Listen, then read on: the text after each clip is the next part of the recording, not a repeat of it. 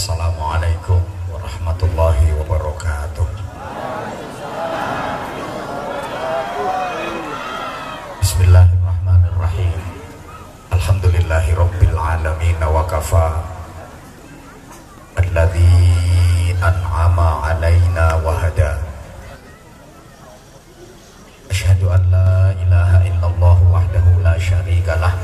Rabbul ardhina was samawatil ula. Wa asyhadu anna Muhammadan abduhu wa rasuluh Nabiyul Mustafa.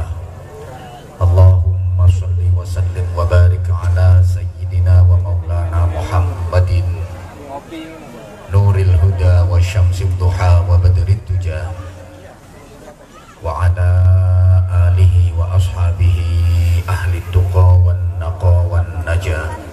Subhanaka la ilma lana illa ma 'allamtana innaka antal alimul hakim. Rabbi shrah li sadri wa yassir li amri wahlul 'uqdatam min lisani yafqahu qawli waj'al li waziran min ahli. Rabbana iftah bainana wa baina qaumina bil haqqi wa anta khairul fatihin. Allahumma barik lana fi Rajab wa Sya'ban wa ballighna Ramadan wa ballighna Ramadan wa ballighna Ramadan bi rahmatin minka wa maghfiratin wa ridwan ya Hannan ya Mannan ya Rahim ya Rahman. Amma ba'du. Sadatul masyayikh, ulama anal kurama, para alim, bapak-bapak kiai, para tuan-tuan guru, ibu-ibu nyai, para ustadz, ustazah, para sesepuh dan bini sepuh yang ditakzimkan, yang dimuliakan, pejabat pemerintah dalam semua tingkatan dan jajarannya, bil khusus yang kita cintai, yang kita hormati, yang kita banggakan, Bupati kita Al-Mukarram Bapak Kiai Haji Muharram SPD MM bersama Ibu, kita doakan mudah-mudahan di bawah kepemimpinan beliau Pak Bupati, Kabupaten Berau makin maju, makin sejahtera, makin manfaah, makin barokah, menjadi daerah yang adil makmur, adil dalam kemakmuran, makmur dalam keadilan, sesuai dengan bingkai firman Allah, baldatun thayyibatun wa rabbun ghafur. Jujur, saya beberapa kali mendengar sambutan-sambutan beliau dan saya mengikuti sepak terjang beliau dalam memimpin Berau. Menurut penilaian saya, Pak Haji Muharram SPD MM ini, mohon maaf banget, kurang pantas jadi bupati.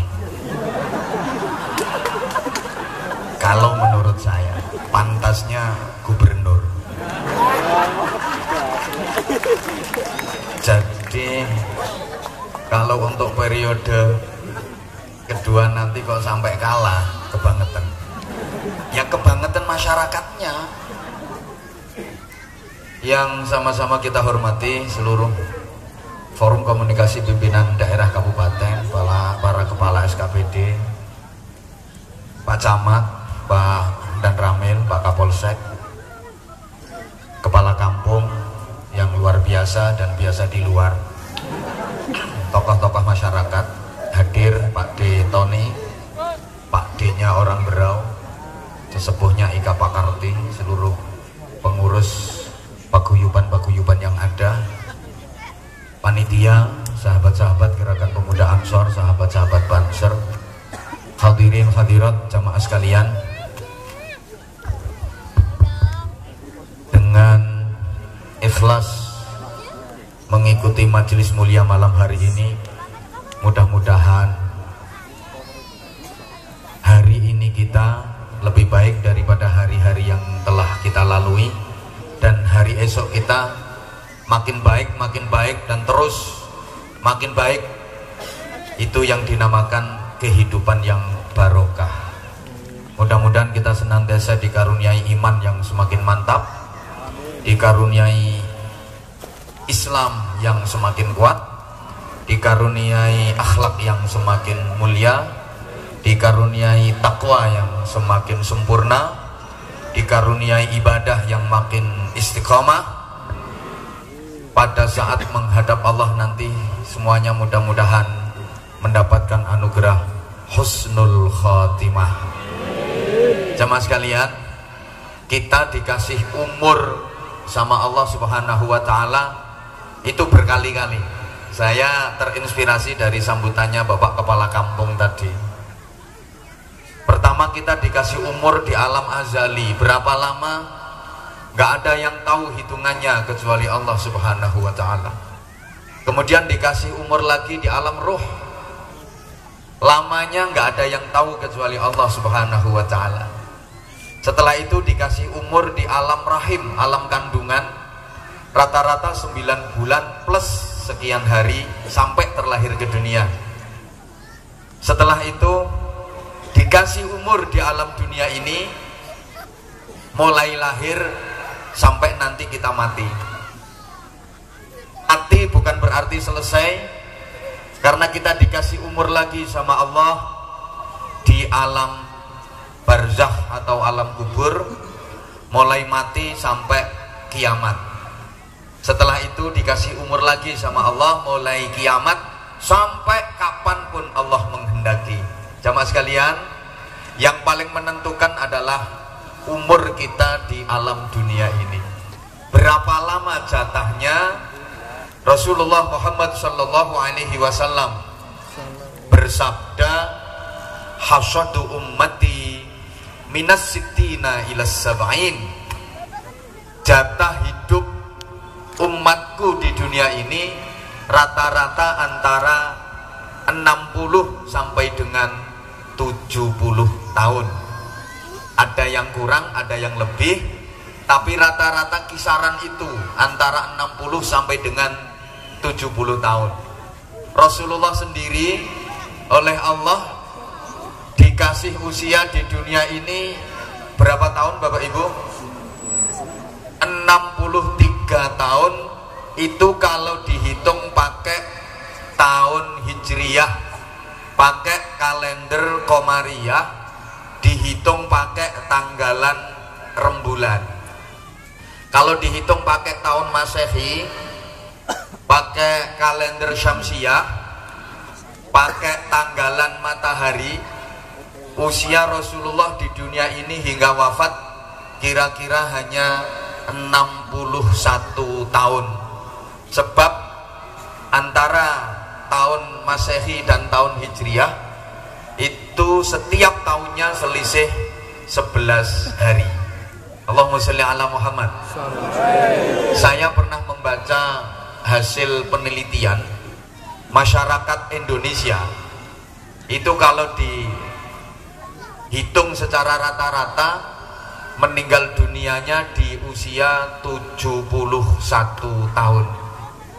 Kemudian saya baca per provinsi. Kalimantan Timur termasuk Kabupaten Berau. Kok deg-degan gitu Itu rata-rata masyarakatnya meninggal dunia di usia 67 tahun. Lumayan. Provinsi Jawa Timur 115.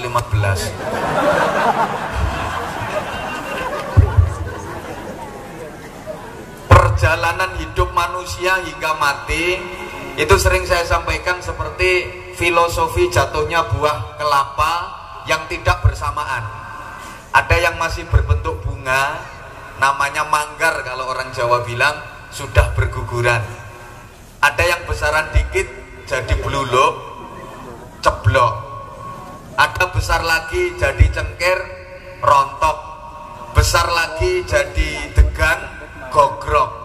Besar lagi keluar santan, diogrok-ogrok.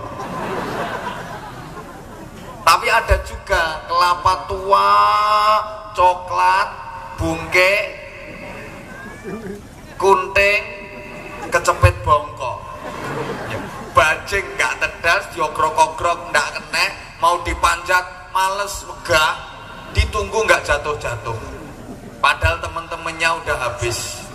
Kematian manusia juga seperti itu jamaah sekalian. Ada yang masih dalam kandungan sudah berguguran, bahkan kadang-kadang digugurkan. Ada apa enggak? Di mana? Sopo ngomong Bojonegoro? Makasih. Di Bojonegoro? Sakarepmu. Kenapa digugurkan? Ya karena mungkin malu, sebab kandungan itu hasil pemilu. Singkatannya perkawinan hamil dahulu. Ada yang baru lahir, procot, langsung mati. Bahkan kadang-kadang dipateni, dibunuh. Ada apa enggak? Di mana? Bojonegoro lagi. Kok enggak denger ya saya? Bocah cilik mati lumrah, remaja mati kathah, wong tua mati turah-turah. Anak kecil mati wajar, remaja mati bukan berarti kurang ajar. Orang tua mati memang sudah jadwal. Tapi ada juga yang sampai tua renta, kebanyakan usia nggak bisa apa-apa, nggak mati-mati juga. Kecepit bongkok. Udah kebanyakan umur, tenaganya sudah udzur, uban di kepala sudah bertabur, kulit-kulit sudah pada kendor, pandangan mata sudah kabur, gigi satu persatu mulai gugur, kalau makan mintanya bubur, kerjaannya nganggur di atas tempat tidur, lumah-lumah di atas kasur, kalau tidur ngoroknya senggar-senggur dan berkali-kali ngelindur, hobinya kukur-kukur, udah nggak kuat jalan ke sumur, itu tandanya sudah deket alam kubur, bentar lagi nyusul Gus Dur. Nah ini yang gatok-gatok nih ben ur-ur kabeh. Ceramah yang mahal nih yang kayak gini.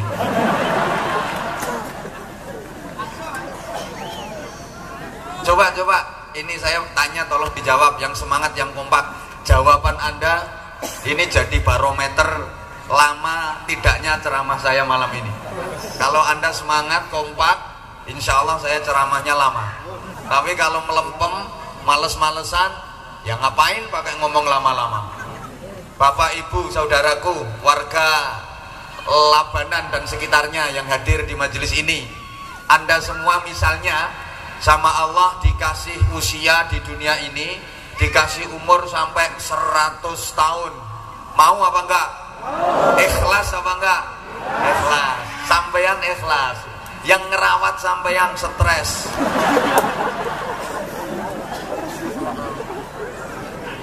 Bisa-bisa antar menantu ribut gara-gara ngurusi dirimu. Apalagi ikut menantu perempuan. Usia Anda udah 100 tahun, pas ke kamar mandi terpeleset, jatuh. Gak bisa apa-apa. Umur 100 tahun kok tiba, wis ora kena didandakne. Makan nyuapin, minum yo nyombor, berak kencing di tempat, apa maneh sampean rewel pisan. Kira-kira menantu sampean yang merawat sampean itu doanya gimana?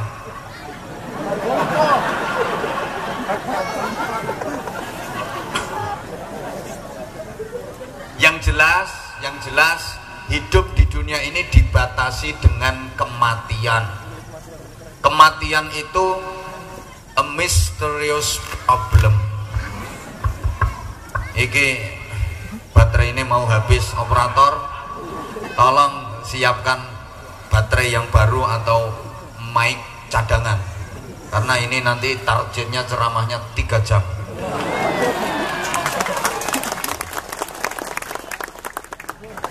Dikurangi 1,5 jam.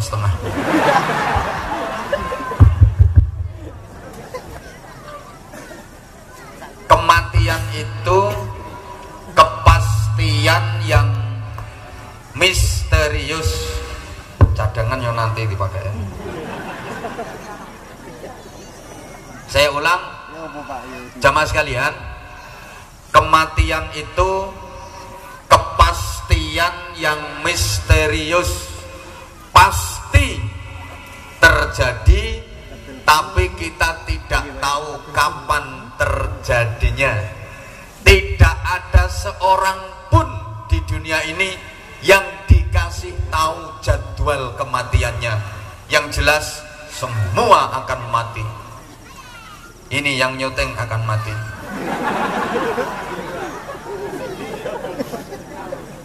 Tuh yang duduk di kursi hijau di bawah tenda semuanya berderet-deret itu akan mati semua. Yang sebelah sini mati semua, di sebelah sana juga akan mati semua, yang sebelah sana juga akan mati semua. Pak Bupati juga akan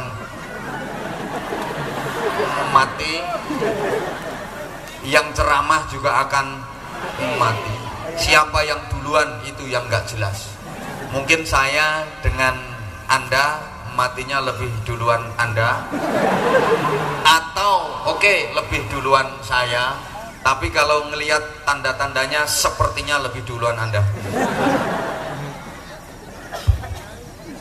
Nggak usah takut mati. Setakut apapun kalau udah saatnya tiba ya pasti mati juga, betul? Ada orang hidup takut mati, itu gambarannya sama dengan orang makan takut berak. Urip kok wedi mati padha karo mangan wedi ngising. Orang kalau sudah saatnya mati nggak diapa-apain juga mati. Banyak kok orang nggak diapa-apain mati.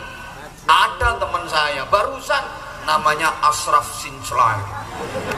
Itu teman saya. Kan nggak percaya tak temi sisan.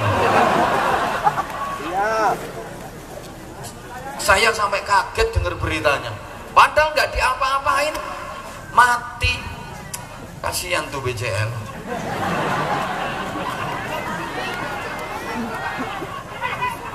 Udah sering ngecat ke aku, minta doa. Nggak diapa-apain mati, emang sudah saatnya. Tapi kalau belum saatnya mati, meskipun diapa-apain, yang nggak mati-mati. Ini ada cerita ya. Ada orang udah bosen hidup, udah nggak betah hidup, kepingin buru-buru mati. Bahasa Inggrisnya kebelet kepingin cepet mati. Ya soalnya ini mikir anak gak kena dituturi, mikir bojo gatel no ati, mikir utang gak iso nyauri. Contohnya kayak mburiku iki.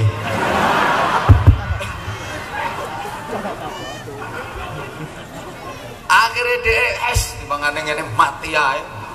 Dia cari tambang, gelek tampar, diikat ke lehernya, berangkat ke kebun, naik pohon, celingkrik, manjat pohon, akhirnya diikat ke dahan pohon itu. Emang udah nggak betah, dia mau loncat itu baca Bismillahirrahmanirrahim. Nawaitul kendata, niat ingsun kendat krono ngilangaken hukume hadas cilik. Lompat sekenceng-kencengnya, bom, ternyata ndak mati. Lale keliru, tambangnya kepanjangan.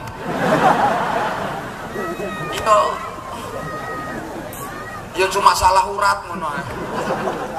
Cuma sempet nggak sadarkan diri dia. Jadi mulai melakukannya sayek. Emang belum waktunya mati. Nah, teman sekalian, sambil menunggu itu datang, ini mohon maaf ya, misalnya biar komunikatif. Gayanya Anwar Zahid kalau ceramah kan gini, untuk menghilangkan ngantuk dan biar jenengan fokus konsentrasi ke saya, bukan memandang gantengnya bupati Anda. Ya gantengnya ganteng situ, cuma laris aku.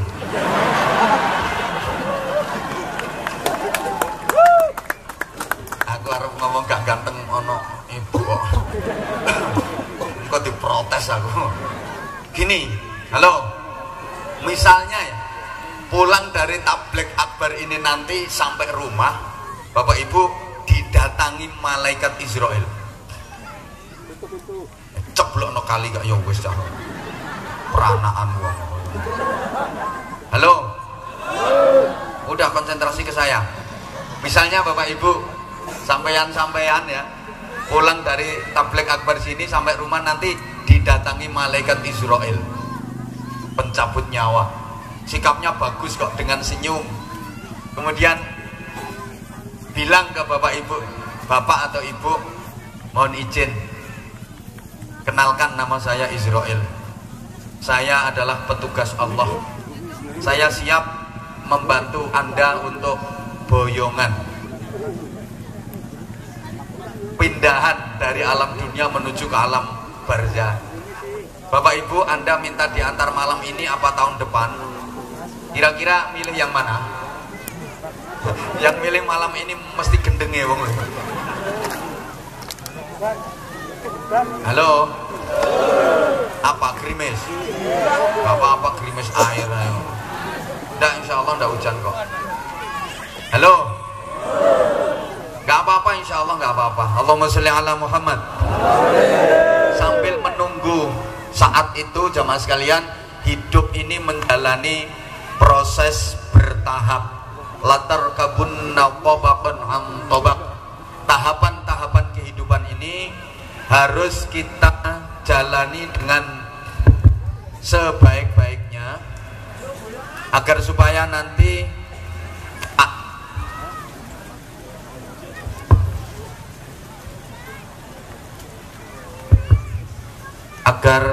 nanti saat menghadap Allah dalam keadaan terbaik. Wes ibu-ibu kaya gak tahu diudani ae. Ibu. Oke, dilanjut apa enggak ini? Ya tolong diperhatiin. Ya Allah.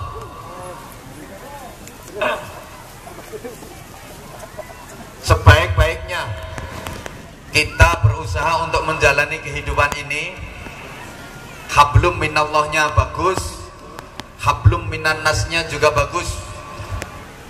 Taat kepada undang-undang agama, taat kepada undang-undang pemerintah. Wes gak digatekno aku.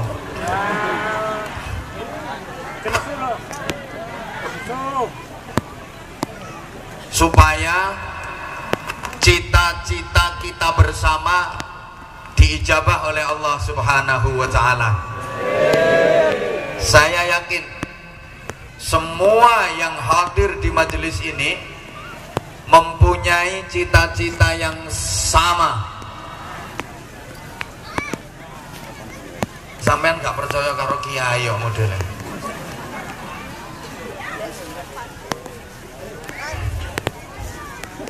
Udah tetap bertahan aja.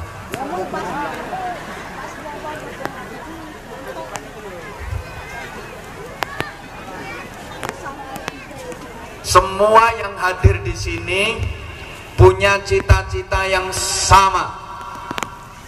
Cita-cita yang tertuang dalam doa yang sering disebut sebagai doa sapu jagat, sapu dunia akhirat.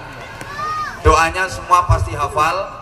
Rabbana atina fid dunya hasanah wa fil akhirati hasanah wa qina adzabannar. Itu doa bermohon kebaikan. Ya Allah, ya Tuhanku, berikanlah kepadaku kebaikan di dunia. Ya Allah, ya Tuhanku, berikanlah kepadaku kebaikan di akhirat. Ya Allah, ya Tuhanku, selamatkanlah aku dari adab neraka. Wis to, sampean menengo aku ki mbek nolak udan tak antemi eker.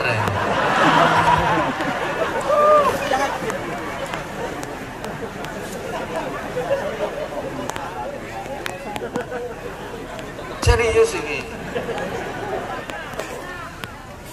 Wes menengo. Subhanallah. Atau bisa juga diartikan begini. Ya Allah, ya Tuhanku, iki bupatimu ben mantep njaluk donga aku. Ya kudu diketokno saktine ya. Aduh, Bojonegoro gak sakti sini-sini. Aja diguyu. Serius. Atau bisa diartikan begini, ya Allah, ya Tuhanku, berikanlah kepadaku kebaikan di dunia ini, yang dengan kebaikan ini aku bisa meraih kebaikan di akhirat nanti, yang dengan kebaikan ini aku terselamatkan dari siksa neraka. Allahumma sholli ala Muhammad. Kalau dibaca dari asbabun nuzulnya ayat, Bapak Ibu Saudaraku jamaah sekalian, doa itu adalah alternatif, solusi dan jawaban dari Allah ketika dulu banyak orang yang pergi haji dan umrah itu di tanah suci kalau berdoa hanya meminta urusan dunia saja. Maka kalau penjenengan jeli, ayat sebelumnya berbunyi wa minan nasi may yaqulu rabbana atina fid dunya wa ma lahu fil akhirati min khalaq. Sebagian manusia, bahkan sebagian besar, ketika berdoa memohon kepada Allah itu yang diminta hanya urusan dunia saja, sehingga di akhirat nggak dapat bagian apa-apa. Makanya diluruskan sama Allah, kalau berdoa jangan gitu, yang lengkap, yang komplit, yang benar, yang sempurna. Minta kebaikan dunia, minta kebaikan akhirat. Karena dulu kasusnya seperti itu, bahkan sampai sekarang. Coba Bapak Ibu yang sudah pernah pergi haji atau umrah, jujur, waktu di sana tanah suci, kalau berdoa kepada Allah yang diminta kebanyakan urusan akhirat apa urusan dunia? Ya gak jawab, pengurung Taurono. Memang belum pernah ke sana, ya gak bisa jawab. Oke, kalau memang belum pernah ke sana Bapak Ibu, biasanya kalau ada saudara atau tetangga atau sahabat atau teman yang mau pergi haji atau pergi umrah, Bapak Ibu biasanya kan sering nitip doa, betul? Ya kuwi penggaweanmu. Nah kalau nitip doa itu kan karena tahu di sana itu tempatnya mustajabah. Pak, Bu, Kak, Mas, Mbak, atau gimana manggilnya, sampean mau pergi haji, pergi umroh, tolong aku nanti di sana didoakan. Biasanya nitip doanya itu untuk urusan akhirat apa urusan dunia? Akhirat apa dunia? Dunia. Minta didoakan supaya penyakitnya lekas sembuh, supaya anaknya segera lulus kuliah, dapat kerjaan, segera ketemu jodoh. Minta didoakan mudah-mudahan dagangannya laris. Minta didoakan mudah-mudahan yang daftar CPNS bisa diterima. Makanya banyak calon-calon apa itu kalau mau nyalon pergi umroh.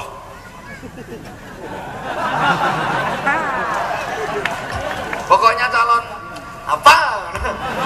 Calon apa ya? Calon apa? Halo? Lah itu diluruskan sama Allah. Rugi kalau cuma minta urusan dunia. Sekalian dong mintanya dunia akhirat. Oke, misalnya mau nyalon bupati misalnya, atau mau nyalon anggota dewan, atau mau nyalon gubernur, atau mau nyalon apa, pergi umroh ke sana, bagus, berdoa bagus, tapi doanya jangan cuma itu aja, rugi. Kayak kalau bertatapan langsung itu. Makanya mohon maaf ya, saya kadang-kadang muter-muter. Oke. Ada masa depan di dunia, ada masa depan di akhirat. Ada masa depan sebelum mati, ada masa depan sesudah mati. Tolong ya, kalau saya nanya jawabannya yang semangat. Bapak, Ibu, Saudaraku, kalau penjenengan, kalau sampeyan, kalau peyang sabarataan, ya, kalau orang Banjar kan gitu, peyang sabarataan, ulun bisa, dikit-dikit. Anda semua, iya. Kalau saya ajak ngomong soal masa depan, saya ajak berpikir tentang masa depan yang terlintas di benak Anda, yang Anda pikirkan, itu masa depan sesudah mati apa masa depan yang sebelum mati? Kurang kompak. Yang Anda pikirkan kalau saya ajak bicara dan berpikir tentang masa depan itu masa depan akhirat apa masa depan dunia? Nah, pantesan kita disindir sama Allah. Bal tu'thirunal hayatat, bal tu'thirunal hayatat.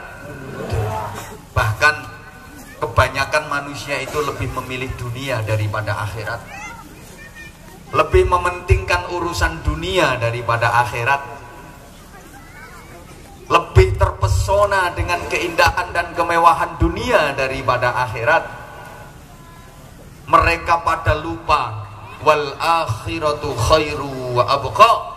Akhirat itu lebih baik, akhirat itu lebih kekal, akhirat itu lebih abadi. Emang kenyataannya gitu. Warga Labanan, warga Batu Ampar, Labanan Jaya, kecamatan Teluk Bayur, ya. Ini rata-rata kan lebih milih dunia daripada akhirat, betul? Lebih perhatian ke dunia daripada akhirat, betul? Kok kurang semangat ya? Oke, sekarang kita permudah pemahamannya. Dunia itu simbolnya bayaran, akhirat simbolnya ganjaran. Ayo Bapak Ibu pilih mana antara ganjaran dengan bayaran? Ukuran Labanan Jaya, Teluk Bayur, orang dianggap berhasil, orang dikatakan sukses, itu standarnya yang pinter cari ganjaran apa yang pinter cari bayaran? Bapak Ibu lebih bangga mana? Punya anak yang pinter cari ganjaran sama punya anak yang pinter cari bayaran? Nah, sebentar, jawabannya satu, enggak boleh dua-duanya, enggak sah pilihanmu.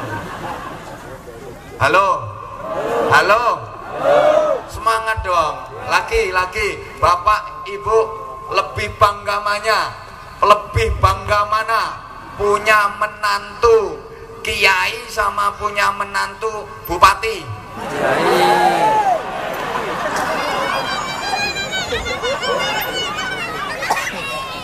Daerah milih anakmu gak payu, harus nilai. Ayo, kira-kira misalnya sekarang Bapak Ibu punya menantu dua, yang satu jadi ustadz, yang satu jadi camat. Kira-kira yang dicerita-ceritain, yang dibangga-banggakan kalau lagi kumpulan apa arisan, apa PKK, apa lagi tabligh akbar pengajian, itu menantunya yang jadi ustadz apa yang jadi camat? Seneng mana punya menantu santri sama punya menantu pegawai negeri? Santri. Kurang ajar Bang ini. Ini izin Pak Bupati, saya sakit hati saya. Bener saya sakit hati loh. Anda merendahkan ustadz, Anda merendahkan santri. Saya sakit hati karena saya santri. Gini-gini juga ustadz. Loh kok lebih bangga punya mantu bupati daripada kiai? Kok lebih seneng punya menantu ustadz, camat, pejabat, wakil rakyat daripada ustadz? Lebih bangga punya menantu pegawai negeri daripada santri? Ini kesalahan besar masyarakat kita yang rata-rata kepingin anaknya jadi pegawai. Maaf, sehingga ketika pendaftaran CPNS lagi dibuka, yang daftar ratusan ribu, padahal yang di peluangnya itu cuma puluhan aja. Kadang suap sana suap sini pengen keterima. Kok seneng dua mantu bupati yo? Senang punya menantu pejabat. Emang keren sih, keren bupati, keren. Lo kalau nggak keren, masa sampai berlomba-lomba pengen jadi bupati? Keren sih, emang keren. Bupati melinti berdasi, baunya wangi. kantoran. Tapi sorry, gajinya lo berapa? Maksudnya gaji pokok berapa? Izin berapa? Paling sebulannya berapa? 20 juta. Loh, gaji pokok tante di sana. Loh, presidennya gaji pokok 60 juta, 65 juta kok. Bupati segitu. Gajinya cuma segitu. Ojo guyu ya tenanan. Loh, apalagi maaf, camat. Kapolsek dan Ramil 6 juta, 7 juta. Itu kadang dipakai biaya statusnya sebagai pejabat, tidak cukup. Lah kalau keperluan lagi banyak, gajinya tidak cukup. Ya kalau imannya kuat kayak Bupati Berau.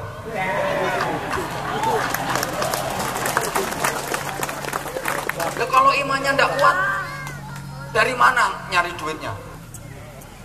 Bukan saya yang ngomong ya. Sedangkan menantumu yang santri, yang ustad, ya emang modelnya ya morot modal. Modelnya ya kayak gitu, ya agak morot modal lah, agak morot modal. Tapi mau ngajar ngaji di TPA, di TPQ, madrasah diniyah, di pondok-pondok pesantren, walaupun tanpa gaji nggak apa-apa, dan mau kerja serabutan, nggak malu. Apa jualan nasi goreng, apa mie ayam, apa bakso, apa itu seafood macam-macam. Yo gak izin loh, santri kan gak patek gue izin. Yang penting halal. Lah itu semalam bisa 1 juta. Kalau 10 malam 10 juta, sebulan 30 juta. Loh, lebih dari gaji bupati. Bener. Ustadz, apalagi ustadz yang model kayak gini.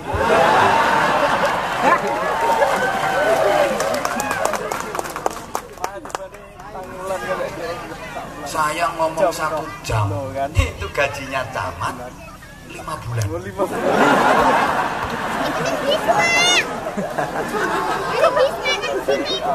Ayo, siapa tadi yang merendahkan ustadz sini? Sembarangan. Ini kesalahan kita, bener. Kesalahan kita. Pengen jadi pegawai, pengen jadi pegawai. Nah, ini tak sampaikan biar Berau ini nanti nggak ada yang berani nyalon bupati. Ini macam meneh nol maksud saya. Tujuannya gitu. Ini sudah kampanye secara tidak langsung. Cuman berani nambah berapa? Beliau juga tahu kalau masa Anwar Zahid di Kabupaten Berau ini banyak banget. Ini baru 2 malam aja udah berapa puluh ribu manusia. Ini kalau misalnya dipusatkan di 7 atau 10 titik saja sewilayah Berau, selesai. Cuma soalnya kontraknya kuat apa enggak.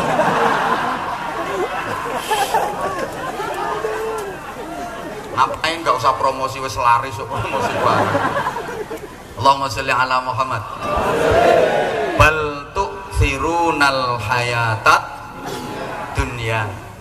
Kebanyakan manusia itu lebih memilih dunia daripada akhirat.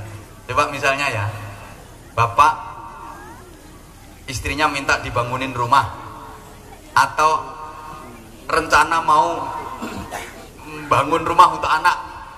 Itu maaf yang di planning, yang direncanakan rumah yang akan ditinggali selamanya atau rumah yang akan ditinggalkan selamanya. La haula wala quwata illa billah, kan jawab.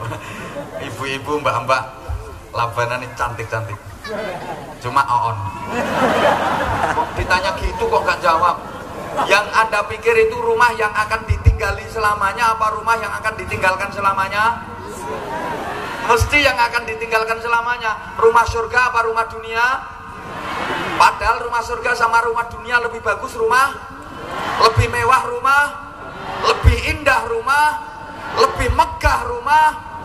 Tapi anggaranmu lebih banyak rumah.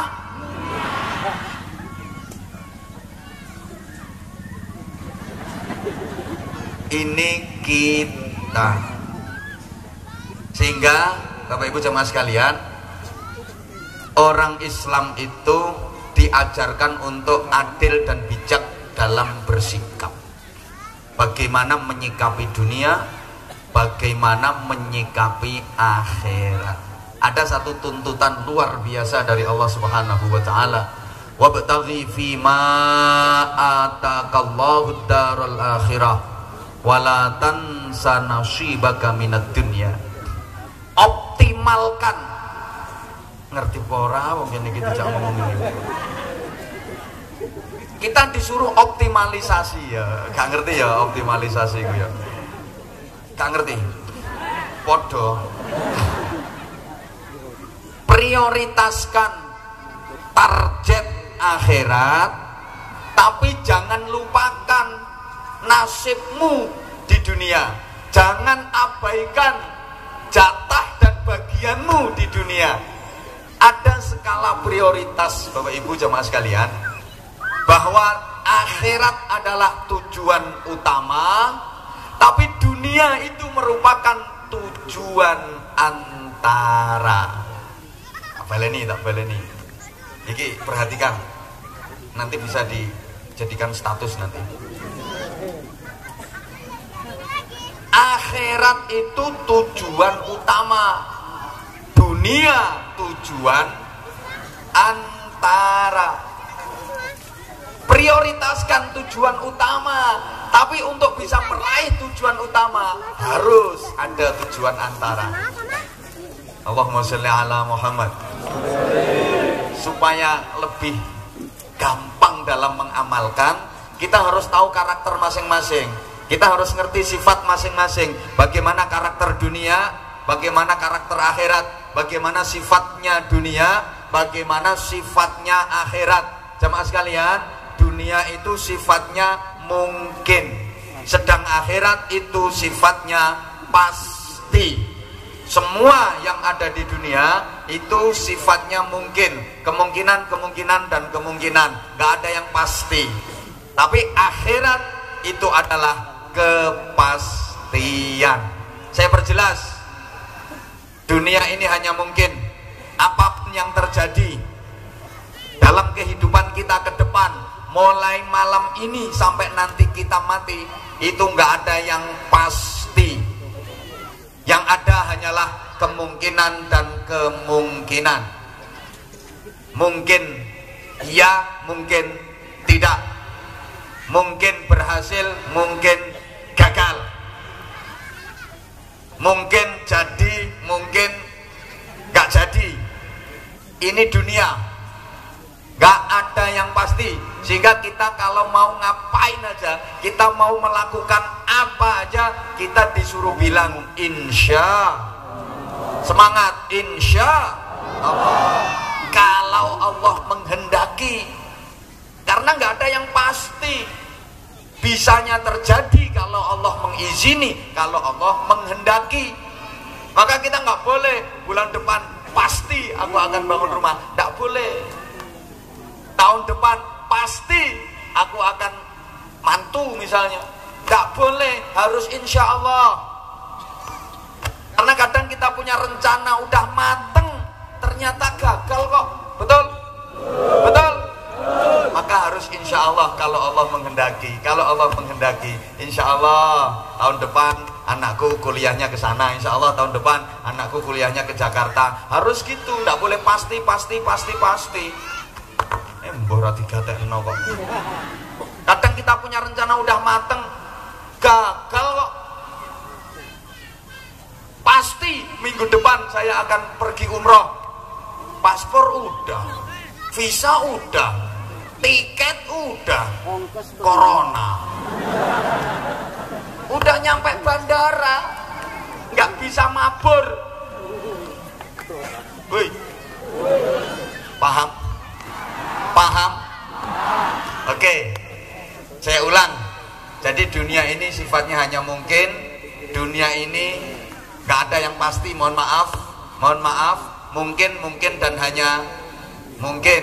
Maka Bapak Ibu, kalau Anda punya anak sekolah kelas 6 MI atau kelas 6 SD, anaknya pinter, cerdas, jenius, selalu peringkat di kelas, doakan selalu, karena anak Anda itu belum pasti lulus.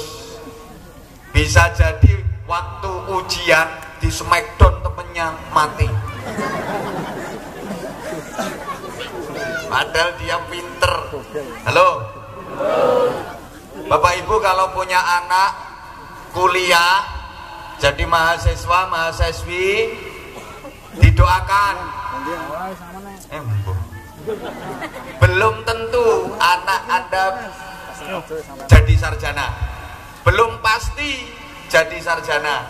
Kadang-kadang udah semester akhir, udah selesai KKN, udah beres ngerjakan skripsi, tinggal di wisuda. Pas hari H mau di wisuda, pagi udah make up, dandan cantik, siap menyandang gelar sarjana, pergi ke kampus naik motor.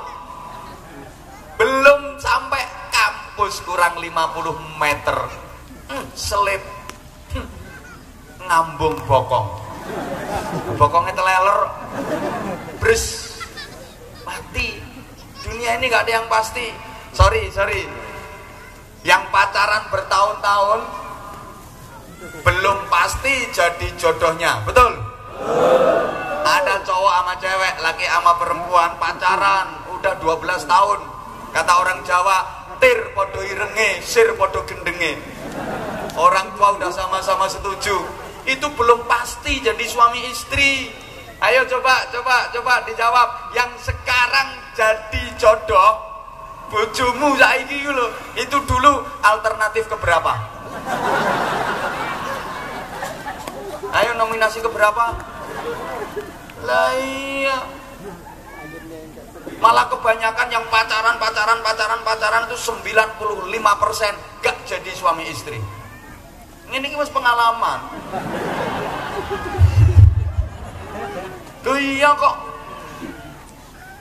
Padahal pacaran udah sama-sama cinta, yang dibayangkan nanti kalau kita jadi suami istri pasti bahagia karena kita sehati. Aku tahu apa yang ada di hatimu, engkau pun tahu apa yang ada di hatiku, sehingga aku tahu apa yang kau mau, engkau pun tahu apa yang ku mau. Belgedes.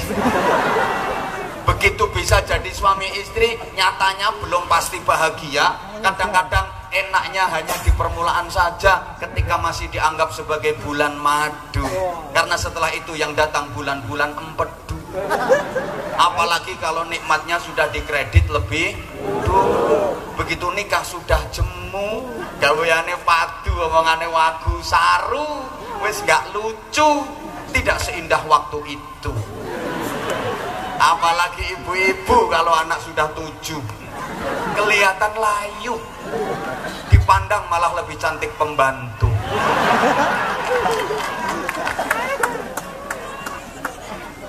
Nek wis tuwa gak duwe untu, dipasang gigi palsu, dijak omong adep-adepan ababe mambu.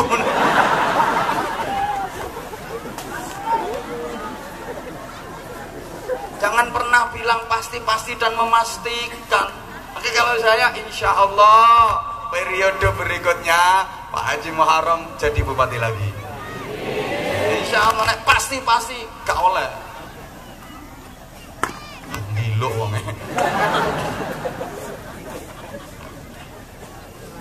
Halo. Wis ben pindho wis tak omong nih. Ya kali ngepengno toh. Udah 2 kali, Pak. Halo. Halo. Dilanjut gak ini? Kadang kita punya rencana udah matang, belum kejadian kita udah mati duluan, betul? Lama nggak punya rumah, pengen punya rumah, bangun rumah, jadi, tapi belum sempat dihuni, belum sempat ditempati, baru pasang instalasi listrik, kesetrum, mati. Cita-cita rumahnya 3 lantai, bisa bangun rumah 3 lantai, mewah, bagus, jadi baru nyoba naik ke lantai 2 terpeleset, jatuh, mati. Menabung untuk hari tua, Bayangannya kan nanti di hari tua tinggal nyantai, menikmati masa tua, nabung semangat, tabungan dapat banyak. Ternyata belum tua sudah mati. Kadang-kadang belum mati sudah kena komplikasi dengan makanan-makanan yang digemari, nggak berani mengkonsumsi. Ketemu sate dihindari, yang dicari ikan teri, keasinan dikit tensinya tinggi, makan cumi-cumi alergi, kena sambal goreng ati asam urat kambuh lagi, kasih minum manis minta ganti karena udah punya pabrik gula sendiri, kena ginjal seminggu cuci darah 2 kali, istri masih cantik udah kena disfungsi ereksi, begitu deketi malah disingkiri, meskipun pakai jamu kayak apa tetep gak iso tangi. Itu dunia acur yang wes, nggak ada yang pasti, nggak ada yang pasti. Kemarin sempat saya singgung, di dunia itu gitu, yang kerja sama yang nggak kerja dapatnya rezeki kadang-kadang lebih banyak yang nggak kerja. Itu loh, contohnya malam ini yang kerja saya ceramah pertentangan, Anda nggak kerja, ya kayaknya saya disuguhin segini banyak, ini min, tapi nggak sempet minum. Lah sampean kota wis entek kabeh. Ya Anda ndak kerja tapi dapatnya lebih banyak. Dunia itu gitu kok. Maka kalau cuma urusan dunia itu kadang kaya sama miskin jatahnya sama. Makan orang kaya sama orang miskin sama. Orang miskin makan pakai sendok, apa orang kaya makan pakai sekrop? Enggak kan? Sama. Yang jadi ketua RT minum pakai gelas, yang jadi bupati apa langsung pakai tong, pakai drum. Enggak kan? Sama. Kalau dunia ini sama. Tapi akhirat itu pasti. Mati itu pasti. Hidup lagi sesudah mati itu pasti. Adanya surga itu pasti, adanya neraka itu pasti. Siapa yang masuk surga pasti mulia, pasti bahagia. Siapa yang masuk neraka pasti hina, pasti sengsara. Di dunia nggak ada yang pasti. Jadi kalau di akhirat yang di surga pasti enak, yang di neraka pasti sakit. Kalau dunia nggak ada yang pasti. Yang kaya belum pasti enak, yang miskin belum pasti sengsara. Woi. Kalau dunia seperti itu belum tentu yang kaya-kaya. Saya kalau kaya ngarahnya ke sini ya. Ini lebih enak daripada yang miskin-miskin itu. Ya sorry jangan tersinggung. Kalau Anda kaya duduknya nggak di situ. Ya mesti naik ke sini. Rakuah. Belum tentu kok, kata orang Jawa ini ya.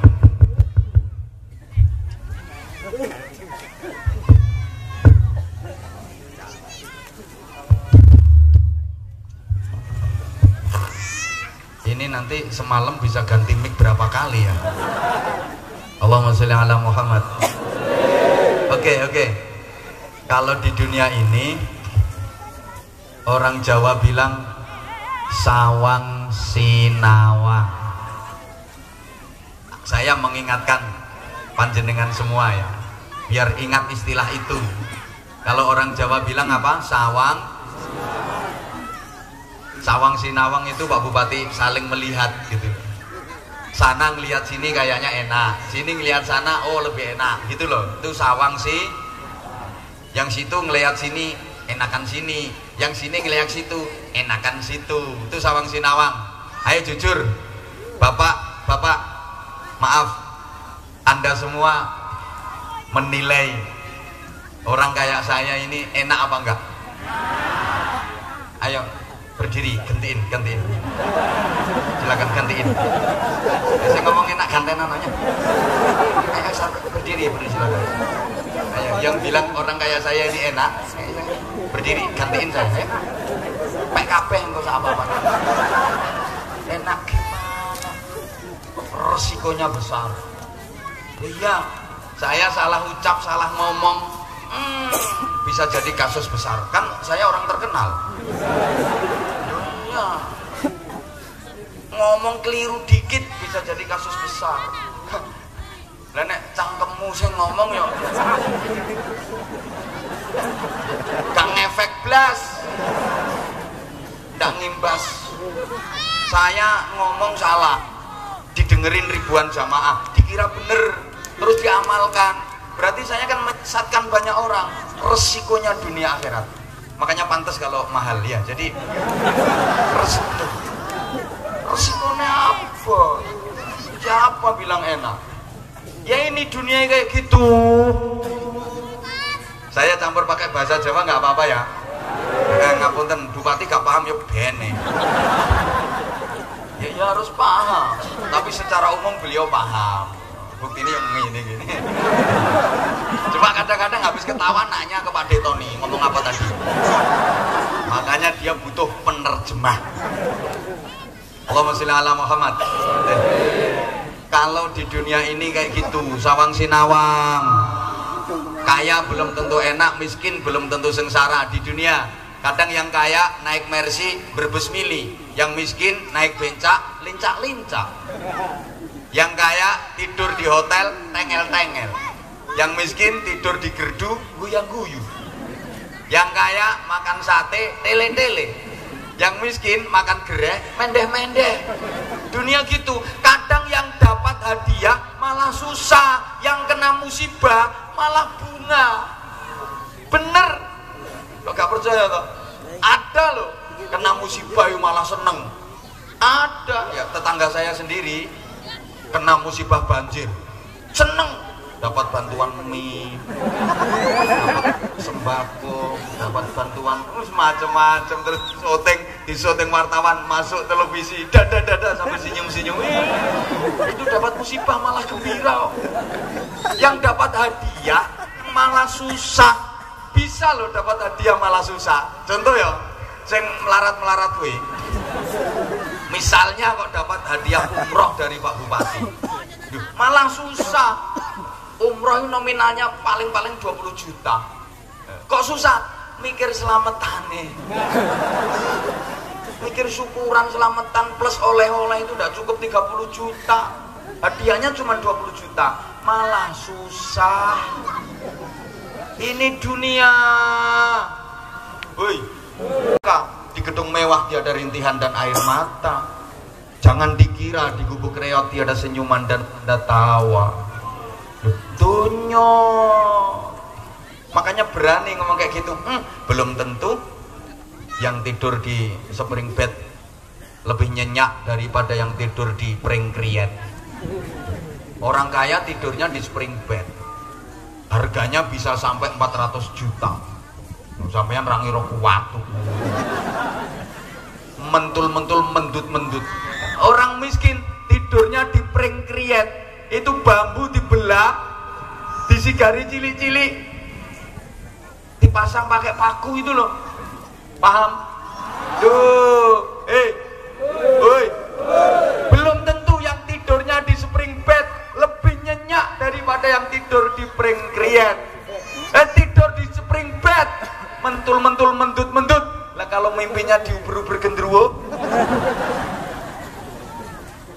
mimpi dikejar-kejar hantu, capek bangun tidur.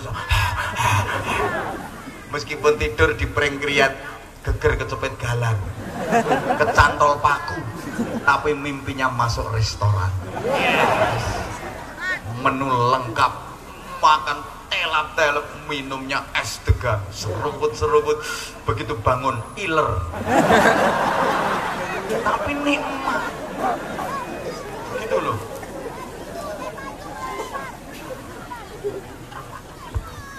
Belum tentu, kata orang miskin itu, yang makan di restoran mewah itu lebih lahap, lebih nikmat daripada yang makan di tengah sawah. Emang iya. Meskipun makan di restoran mewah, kalau hati nggak nyaman, pikiran nggak tenang, baru dapat 1 sendok ditelan, sendokan kedua keselak. Karena apa? Ya dengar ada orang dehem dari belakang, kaget. Krungu wong dehem, kaget. Karena yang dehem itu suaranya persis wong sing diutangi. Kaget. Nah, meskipun makan di tengah sawah, kalau nggak mikir utang, pikiran tenang, habis-habisan. Walaupun nasi sama sambal terasi aja, lebih sambalnya tambah nasinya, lebih nasinya tambah sambalnya, lebih sambalnya tambah nasinya, entek-entekan habis-habisan. Bisa orang miskin ngata-ngatain orang kaya, bisa, bahkan menghina orang kaya bisa, tapi di akhirat nggak bisa. Masuk neraka mau menghina yang di surga nggak bisa. Belum tentu masuk surga lebih enak daripada masuk neraka. Belum tentu. Di neraka katanya sakit, awalnya sakit, lama-lama biasa kalau udah adaptasi. Rokok adaptasi, gundul muamoh. Di dunia hanya kemungkinan, di akhirat kepastian. Jadi sampean bisa ngomong, belum tentu jadi bupati lebih enak daripada jadi ketua RT. Bener itu. Apa dipikir bupati itu enak? Sak pola tingkai dipecicili KPK. Jadi kalau mau bepergian tuh, subhanallah, bener. Kalau nggak hati-hati dan waspada, kadang-kadang bupati itu nggak tahu apa-apa, anak buahnya yang main. Akhirnya bupatinya kena, padahal nggak tahu apa-apa, duit sepeser pun nggak ikut ngerasain. Anak buahnya yang main, tahu-tahu bupatinya yang diciduk. Permainan seperti itu, maka Pak Bupati hati-hati sama anak buah. Ada anak buah itu yang gayanya cuma carmuk itu ada. Kalau di depan Pak Bupati, iya Bapak, siap Bapak, siap Bapak, tapi di belakang ada model kayak gitu. Di mana-mana sengkuni selalu ada.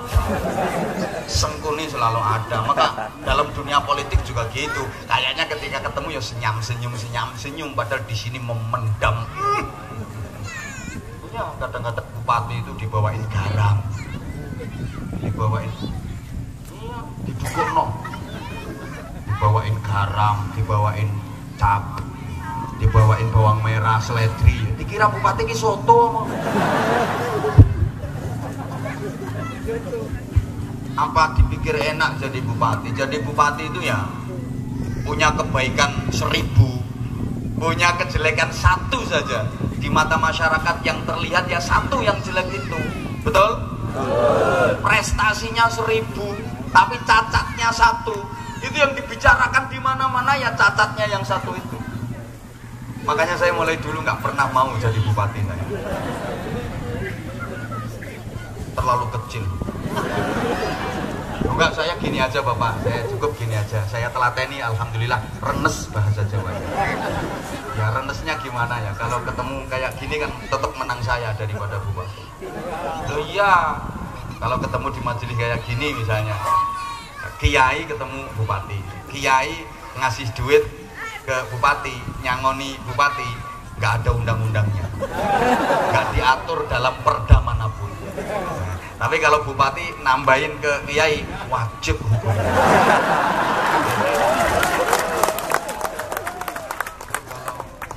Kalau pengen jadi lagi, kalau pengen terpilih lagi, insya Allah. Kalau enggak ya mungkin ya turun jadi kepala kampung. Mungkin, ya kan dunia ini mungkin. Pilihan ada di tangan beliau. Terserah. Ini udah dibuktiin tadi. Mau hujan, lep, ya Allah, jangan sampai hujan. Pawangmu gak mandi. Iki yo jadi yo ceramah plus nolak hujan. Mbok Pakde gimana? Allahumma sholli ala Muhammad. Wes. Iya. Maka ini umat Islam itu Dididik untuk adil menyikapi dunia yang mungkin dan menyikapi akhirat yang pasti. Kejar yang pasti tapi jangan lupakan, jangan abaikan yang mungkin.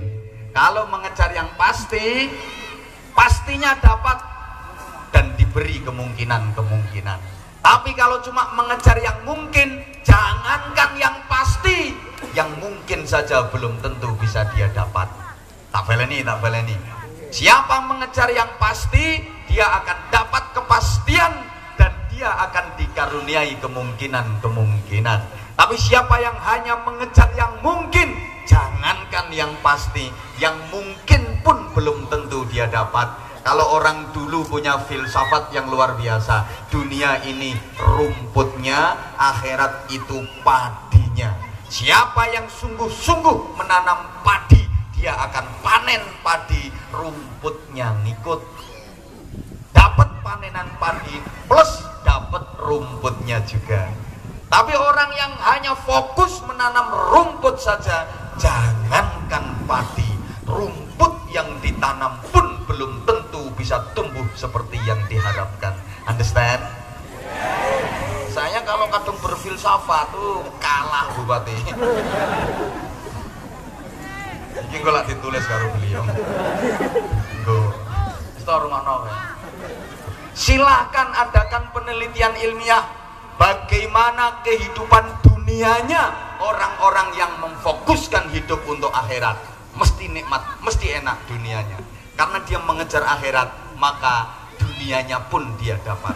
Tapi kalau cuma ngejar-ngejar dunia saja, jangankan akhirat, dunia pun belum tentu dia dapat. Paham napa mboten?